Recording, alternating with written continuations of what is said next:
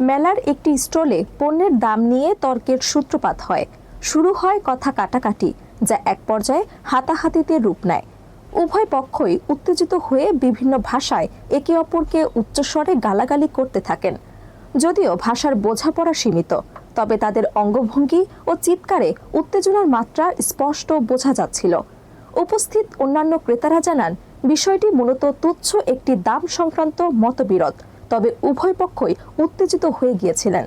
স্থানীয়রা আরও জানান, চীনা বিক্রেতার আচরণও অনেকাংশে আগ্রাসী ছিল। আমি তোরে দিব না এমন উক্তি দিয়ে ক্রেতাদের সঙ্গে উত্তপ্ত কাণ্ড ঘটাতে দেখা যায় তাকে। পরিস্থিতি বেগতিক হওয়ায় মেলায় উপস্থিত সাধারণ দর্শক ও নিরাপত্তা কর্মীরা দ্রুত হস্তক্ষেপ করেন।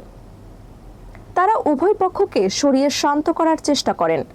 এই সময় উপস্থিত জনতার সহায়তায় বড় ধরনের কোনো দুর্ঘটনা ঘটতে পারে না এবং পরিস্থিতি দ্রুত নিয়ন্ত্রণে আসে। মেলার আয়োজকরা বলছেন, এ ধরনের ঘটনা আমাদের কাছে উদ্বেগজনক, তবে দ্রুত হস্তক্ষেপের ফলে বড় কোনো ক্ষতি হয়নি। আমরা ক্রেতা ও বিক্রেতাদের আরও সচেতন হতে বলছি, যাতে ভবিষ্যতে এমন পরিস্থিতি না ঘটে।